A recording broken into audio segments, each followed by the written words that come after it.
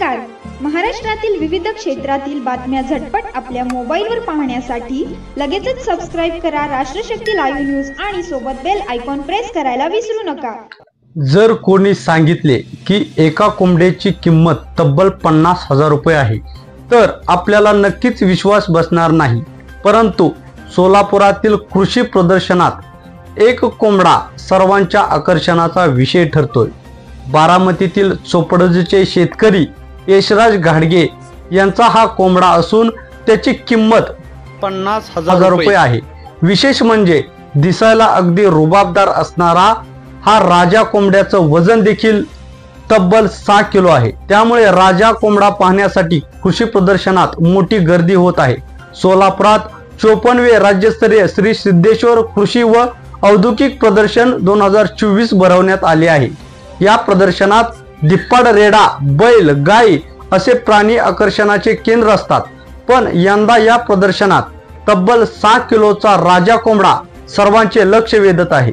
बारामती येथील चोपडजचे शेतकरी यशराज घाडगे यांचा हा कोंबडा असून त्याची उंची आणि वजन देखील इतर कोंबड्यांपेक्षा जास्त आहे. लहानपणापासूनच दिसायला देखणा असणारा राजा आता 12 महिन्याचा झाल्याचं शेतकरी यशराज घाडगे यांनी सांगितलं आहे. सर्वात मोठा कोंबडा म्हणून ओळखला जाणाऱ्या राजाचा खुराक ही एखाद्या पैलवानाप्रमाणे आहे. रोज सकाळी मका, बारडा, कोंबडी खाद्य, भुसा दिला जातो, तर दुपारी भुसा, तांदूळ, गहू, बाजरी हे धान्य दिले जाते. कोंबड्याला सकाळच्या खुराकात दूध, भुसा, कोंबडी खाद्य दिले जाते. ही खुराक रोजचा असून त्यात खंड पडू दिला जात नाही असे मालक यशराज घाडगे यांनी सांगितले. नमस्कार, माझं नाव यशराज लक्ष्मण घाडगे. मी राहणार चोपडज, तालुका बारामती, जिल्हा पुणे.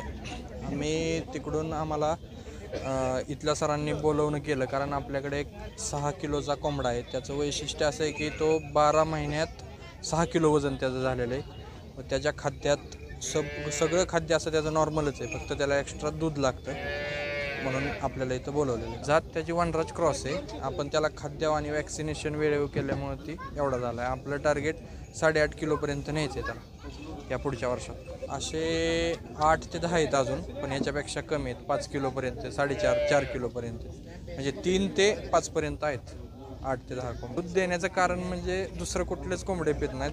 ह्याचं कारण असं की गोट्यात हा मोकळा सोडलेला असायचा, मुक्त गोठा आहे तर सकाळच्या धाराच्या वेळेस तो गायच्या जवळ जायचा धार काढत असताना आणि त्या बादलीत चोच घालायचा प्रयत्न करायचा.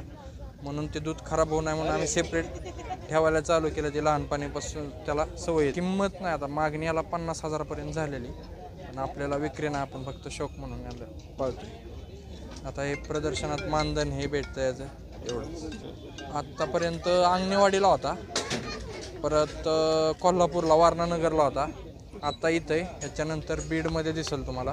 बीडमध्ये 3 ते 7 बीडमध्ये. बीड झालं की परत नारायणगाव, पुण्यात आमच्याकडे. खाण्याचं सकाळी त्याला 8 वाजता असतं, 8 नंतर दुपारी 2 आणि त्या संध्याकाळीच 7-8 वाजता ठेवलं की चालतं. त्याला 1.5 ते 2 वाटी त्याला एका टायमिंगला लागतं.